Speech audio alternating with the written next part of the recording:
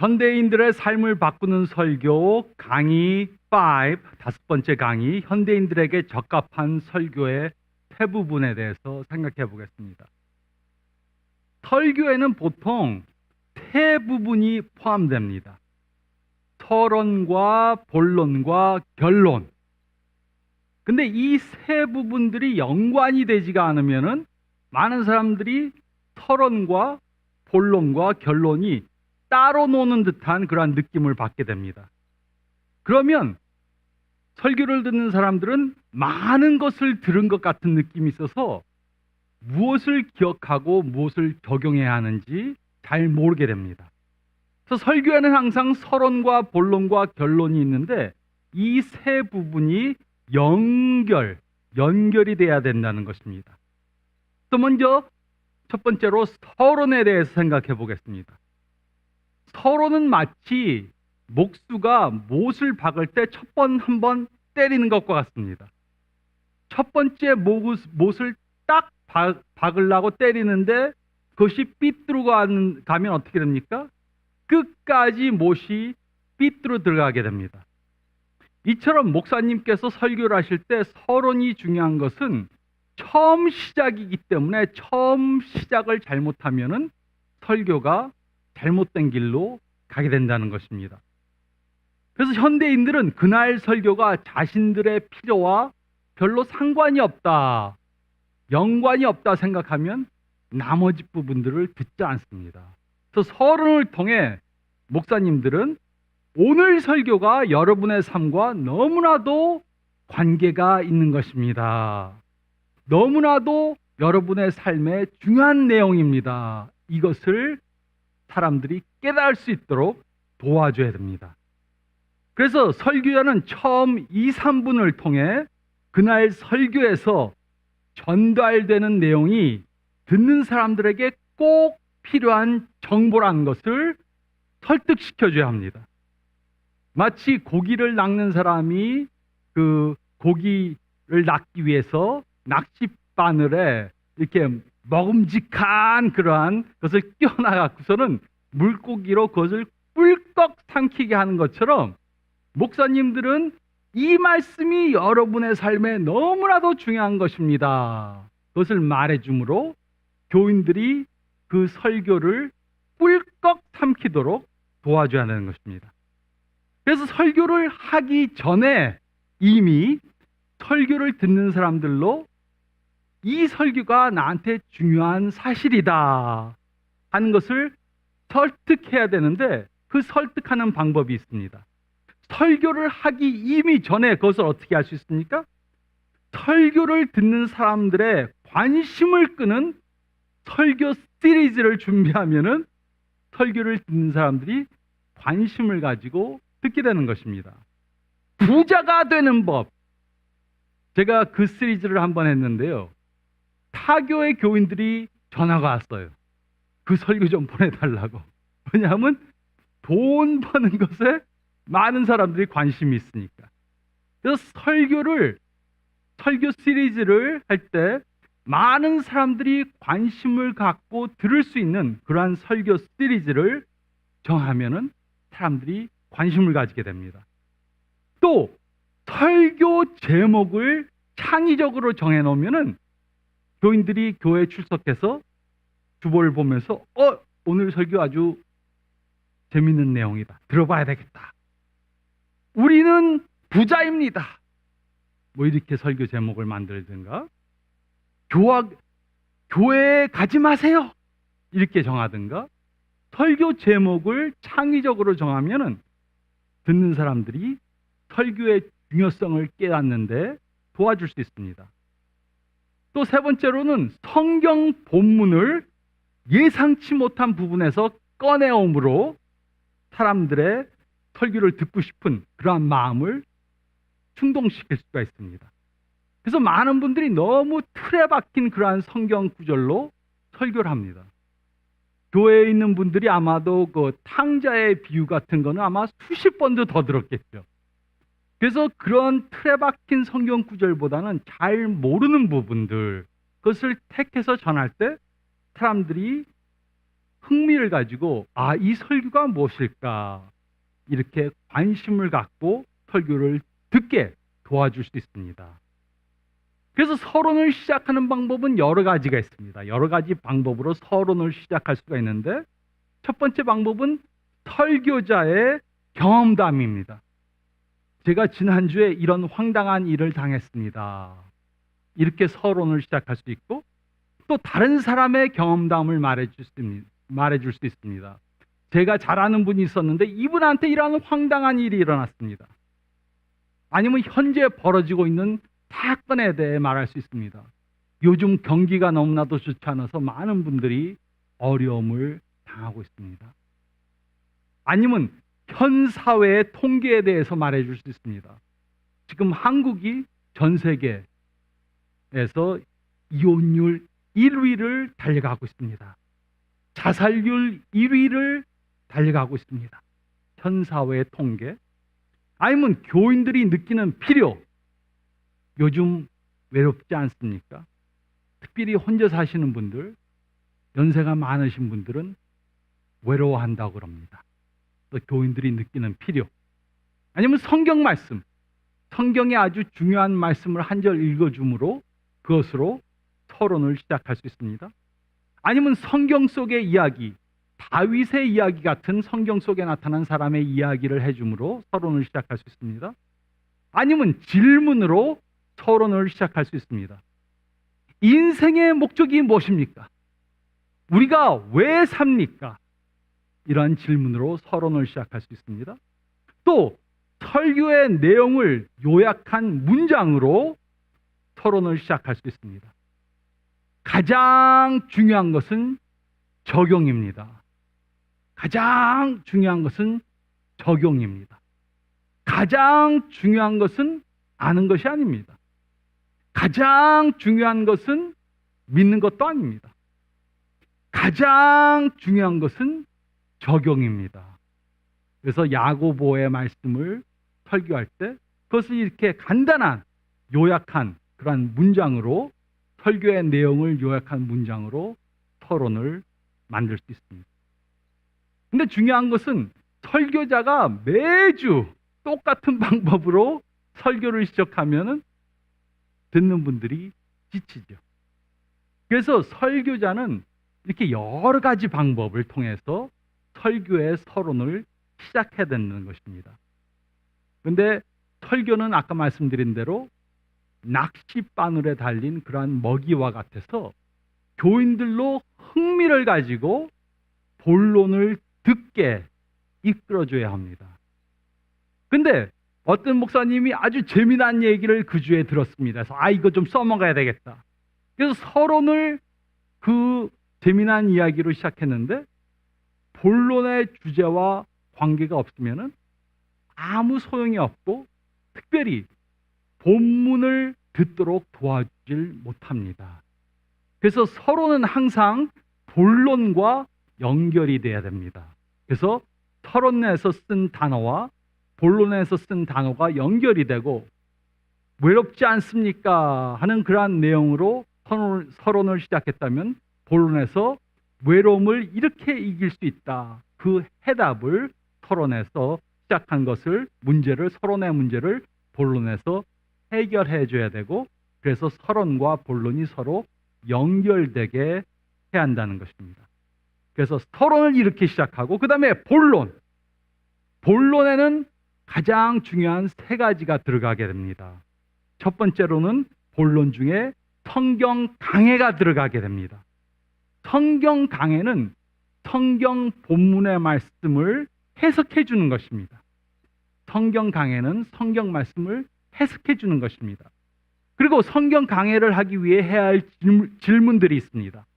첫째는 성경이 무엇을 말했는가 말해주는 것이고 두 번째로는 성경이 무엇을 의미하는가를 말해주는 것입니다.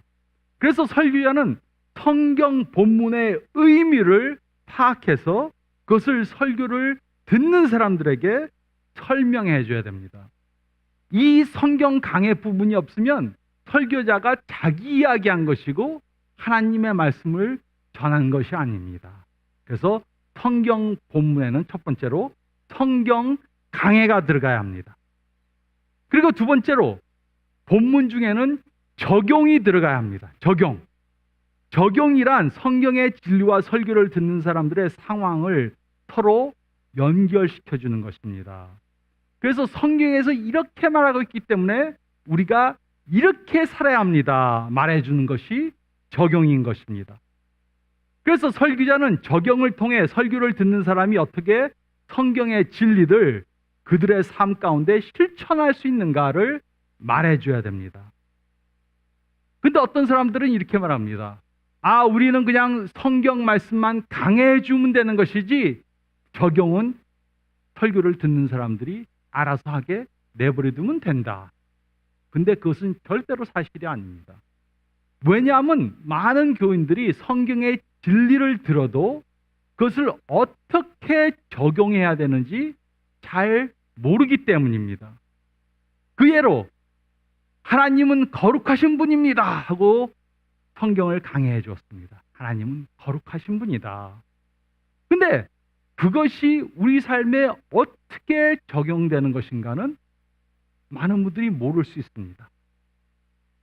또 하나님이 전지하신 분이다 이렇게 성경을 강해해 줄 수 있습니다. 근데 그것을 우리 삶에 어떻게 적용해야 되는지 모를 수가 있습니다. 하나님은 전지하십니다. 모든 것을 다 아십니다. 그래서 우리는 기도할 때 하나님한테 우리 사정을 가르쳐 주려고 할 필요 없습니다. 그 대신 우리의 모든 처지를 아시는 하나님께 감사하는 기도를 해야 합니다. 이렇게 적용을 줘야지 성경의 진리를 깨달아서 그것을 삶에 실천하게 되는 것입니다. 그래서 사도 바울의 예를 보면 사도 바울은 항상 서신을 쓸 때 첫 번째 부분에서는 강해, 즉 하나님의 진리 또 그 신학적인 면을 다뤘습니다. 처음 부분에서는 신학적인 것을 다루고 그 다음에 두 번째 부분에서는 그것에 준해서 우리가 어떻게 살아야 하는가를 말해 주었습니다. 예수님의 복음을 설명해 주고 그 다음에 그러므로 우리는 이렇게 살아야 된다 말해 준 것입니다.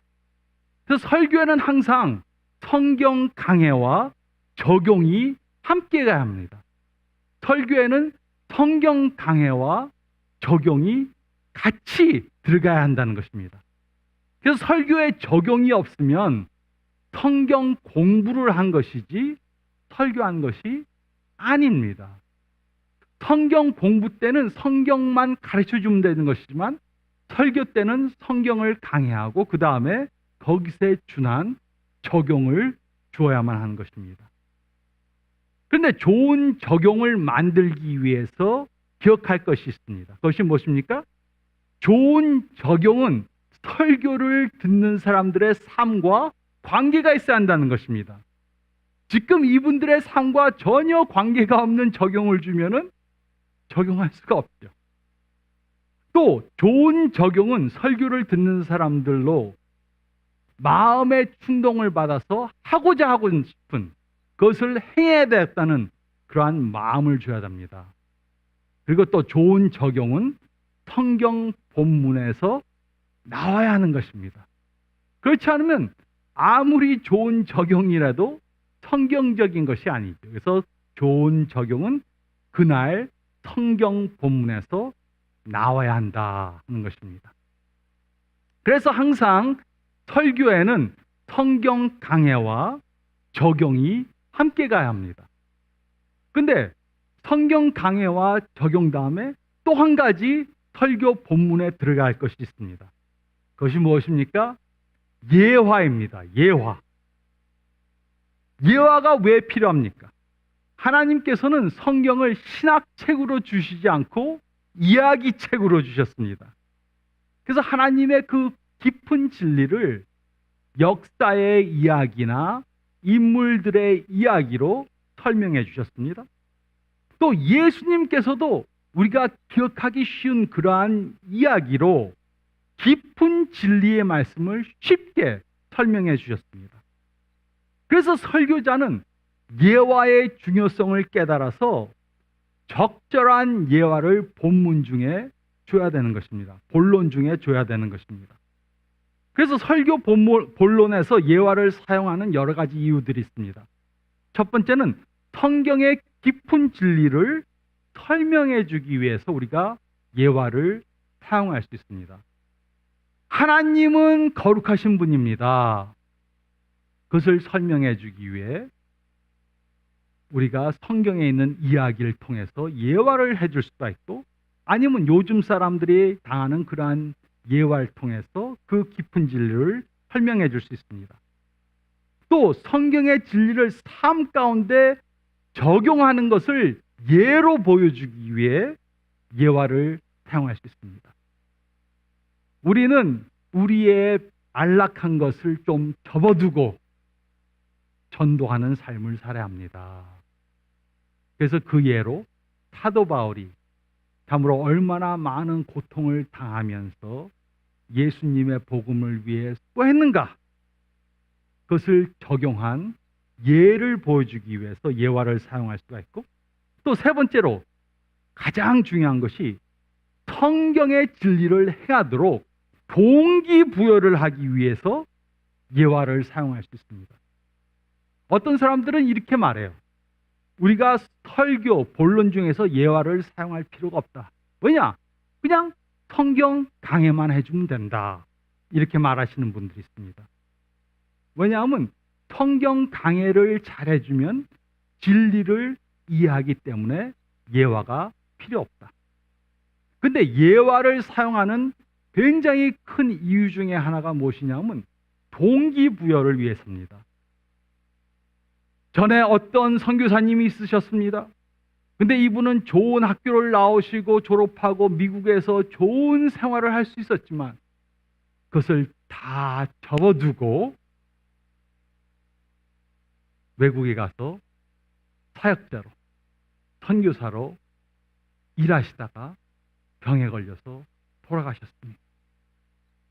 이분은 참으로 세상이 보기에는 너무나도 아까운 삶이었지만 하나님 보기에는 참다운 삶을 사는 것입니다.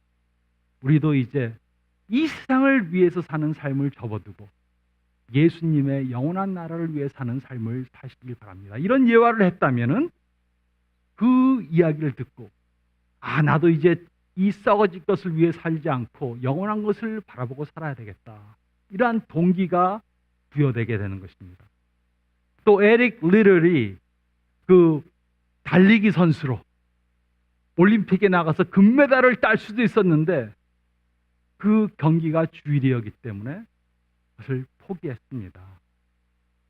근데 그 경기에서 이긴 사람은 그 메달을 따고 금메달을 따고 이제 내가 이루고자 하는 것이 이루어졌는데 이제 앞으로는 무엇을 위해 살까? 이렇게 스트레스에 빠졌지만 에릭 리들은 금메달을 그날은 못 땄지만 그래도 하나님의 영광을 위해 영원히 사는, 예배에 초점을 두고 사는 사람이 되었습니다. 이렇게 말하므로 나도 주일날 좀 돈 벌 수 있는 기회가 있어도 포기하고 이 사람처럼 하나님께 예배드리는 삶을 살아야 되겠다. 이렇게 동기부여가 주어지는 것입니다.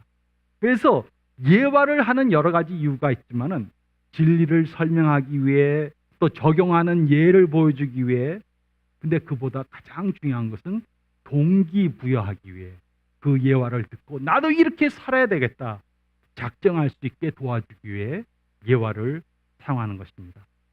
그래서 설교자가 예화를 찾을 수 있는 장소들이 많이 있습니다. 성경 중의 이야기나 설교자의 삶이나 아니면 다른 사람들의 삶이나 아니면 책에서 읽은 내용이나 아니면 뉴스나 TV에서 본 그러한 것이 예화거리가 될 수 있습니다. 근데 예화를 사용할 때 조심해야 할 것이 있습니다. 첫 번째로는 돼지보다 더 인상 깊은 예화는 피하는 것이 좋습니다. 어떤 분들은 좋은 예화가 있으면 그것을 중심으로 설교를 작성하는데 그것은 아주 좋은 방법이 아닙니다. 왜냐하면 그런 아주 인상 깊은 예화를 사용하면 사람들이 예화는 기억하는데 성경 본문을 오히려 기억하지 못합니다. 그래서 예화는 성경 본문을 받쳐주는 것이 돼야지 성경 본문이 예화를 받쳐주는 것이 되면 안 된다는 것입니다. 또 대지와 관계없는 예화를 사용하는 것은 금해야 합니다. 아무리 그 예화가 재밌다 그러더라도 성경 본문과 관련이 없으면 사용할 필요가 없는 것입니다. 또 너무 긴 예화를 사용하는 것은 피해야 됩니다. 30분 설교를 하는데 20분이 예화고 10분이 하나님의 말씀을 전하는 것이면 그 예화는 그 설교 때 적절하지 않은 것입니다. 또 이외에도 다른 부적절한 예화들이 있을 수 있습니다. 교회에서 사용하기 좋지 않은 그러한 농담들이 있을 수도 있고 이런 것은 피해야 하는 것이 좋습니다. 그래서 설교가 전인적이 되기 위해 설교자는 성경 강해를 통해 지식적인 부분을 충족시켜 줘야 되고 또 예화를 통해 감정적인 부분을 충족시켜야 하고 또 적용을 통해 결심하도록 해서 의지적 부분을 충족시켜야 됩니다. 그래서 설교가 전인적이 돼야 되는데 그러기 위해 성경 강해를 통해서 지식을 또 예화를 통해서 감정적인 것을 또 적용을 통해서 의지적인 부분을 터치해주고 만져줘야지만이 한 편의 설교가 전인적이 될 수 있는 것입니다. 또 설교에는 서론과 본론만이 아니라 결론이 들어가게 됩니다. 어떤 그 식칼을 파는 판매원이 있습니다. 근데 이분이 칼을 쭉 뽑아서 와, 칼 좋죠? 너무나도 디자인이 멋있게 됐습니다. 그리고 이것이 너무나도 잘 잘립니다. 칼이 왜 좋은가 10가지 이유를 쫙 설명했습니다. 그리고 나서는 칼을 다시 집에다 집어넣고 짐을 싸서 갔습니다. 그러면 이 사람이 아무리 이 칼이 왜 좋은가 잘 설명했어도 좋은 판매원이 아닙니다. 좋은 판매원은 판매를 잘해야지 좋은 판매원이 되는 것입니다. 그래서 이 설교의 결론은 마치 판매원이 판매하는 것과 같습니다. 목사님이 아무리 성경 강해를 잘하시고 예화를 줬더라도 결론을 통해서 설교를 듣는 사람들이 그 들은 것을 행동에 옮기게 자극하고 결정하지 못했다면 그것은 잘못한 것입니다. 그래서 설교자는 성경의 진리를 잘 가르쳐 줄 뿐만 아니라 설교를 들은 사람들이 그 진리를 적용하도록 자극하고 결심하게 만들어줘야 됩니다. 근데 저희가 결론을 들어보면 어떤 결론은 별로 좋지 않은 그런 결론들이 있습니다. 그런 결론들이 어떤 것입니까? 너무 결론이 길습니다. 이미 말하고자 하는 것을 다 서론과 본론에서 했는데 이제 마지막으로 그러고 한 20분 더 가면 사람들이 지루해합니다. 또 말한 것을 그 전에 말한 것을 계속해서 반복하는 것도 좋지 않은 결론입니다. 또 서론의 주제와 관계없는 것을 말하면 그것도 좋지 않은 결론입니다. 어떤 분들은 본문에서 여러 가지를 배웠습니다. 그래서 주제에 맞게 본론을 했는데 주제에 집어넣을 수 없는 것을 이제 마지막으로 제가 한 가지를 더 말하겠습니다. 그러고 주제와 상관이 없는 것을 결론에 집어넣는데 그것은 좋은 결론이 아닙니다. 또 매주 같은 방법으로 결론 맺는 것은 좋은 방법이 아닙니다. 왜냐하면 틀에 맞는, 틀에 꽉 짜인 것을 매주 주니까는 교인들이 흥미를 잃게 됩니다. 그래서 결론을 여러 가지 방법으로 맺을 수가 있는데 첫 번째는 설교의 중요한 부분을 반복해 주는 것입니다. 또 두 번째는 적절한 예화, 설교 전체에 적절한 예화를 들려주는 것입니다. 또 설교를 듣는 사람들의 삶에 가장 중요하게 적용해야 하는 그러한 적용을 주는 것입니다. 아니면 시나 책이나 찬송가의 가사나 성경 구절을 인용해 주는 것입니다. 또 설교의 주제와 일치하는 동영상 같은 것을 틀어줄 수도 있습니다. 특히 요즘에는 여러 가지 테크놀로지가 발달되어 있으니까는 이 설교의 내용대로 산 사람이 그것을 행하니까는 얼마나 축복받았나 하는 간정을 동영상으로 틀어줄 수도 있습니다. 그래서 이런 설교를 하는 것은 쉬운 것이 아닙니다. 서론과 본론과 결론이 딱 연결되어서 서론에서 문제를 제시해주고 본론에서 그 문제에 대한 해답을 주고 결론에서 그것을 행하도록 결정해주는 그러한 설교를 해야 하는데, 그러한 설교를 하면 사람들이 설교를 잘 기억하고 충동을 받아서 행함으로 변화받는 삶을 살게 되는 것입니다. 그러므로 설교자가 할 것이 있습니다. 이런 설교를 하기 위해서 첫 번째는 설교를 들은 사람들은 설교를 평가합니다. 모든 사람들이, 설교를 들은 모든 교인들은 오늘 설교가 좋았나 나빴나 다 평가합니다. 목사님들에게 말을 안 해도 다 평가합니다. 근데 문제는 많은 설교자들은 자기의 설교를 평가하지 않는다는 것입니다. 근데 어떤 사람들은 설교를 평가해도, 어떤 목사님들은 설교를 평가해도 잘못된 기준으로 설교를 평가합니다. 아, 이분들이 오늘 내 설교 좋아했나?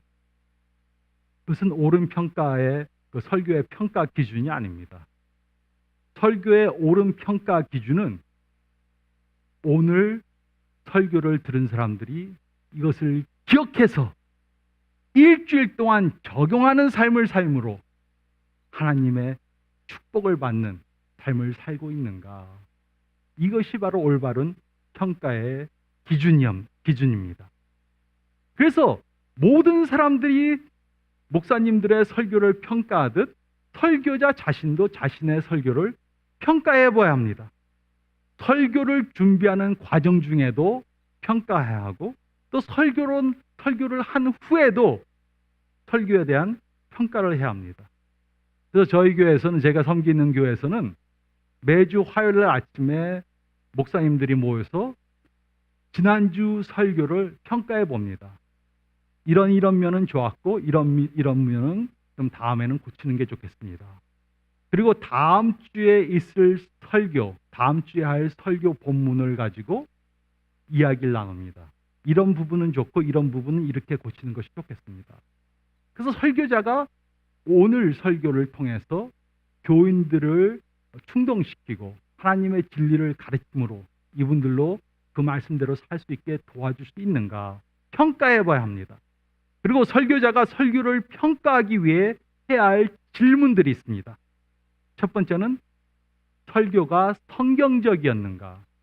아무리 사람들에게 감동을 주는 이야기라도 성경적이 아니면은 그것은 설교 시간에 하지 말아야 하는 것입니다. 두 번째로 성경 중 한 가지의 주제만 다루었는가. 너무 많은 주제를 다루면은 기억을 못 합니다. 설교 중에 딱 한 가지 주제만을 다루었는가. 세 번째로 적절한 주제의 설교였는가. 설교를 듣는 사람들에게 적절한 주제였는가. 물론 성경의 말씀은 다 중요한 것이지만 지금 이 시기에 우리 교인들에게 더 적절하고 덜 적절한 그러한 주제가 있을 수 있습니다. 그래서 그 당시 그 시기에 가장 적절한 설교를 주어야 하는데, 설교한 것이 적절한 주제의 설교였는가. 또 적절한 적용을 주었는가. 너무 성경 강해에만 시간을 쓰고 적절한 적용을 주지 못했는지 알아봐야 합니다. 또 적절한 숙제를 주었는가. 이번 주에 이렇게 사세요 하고 숙제를 주었는가. 또 듣는 사람들에게 결심할 기회를 주었는가. 그래서 이번 주에 진짜 이렇게 살아야 되겠다. 하나님, 제가 이렇게 살도록 노력하겠습니다. 도와주세요. 이러한 결심할 기회를 주었는가. 또 성령님의 역사하심을 의지했는가.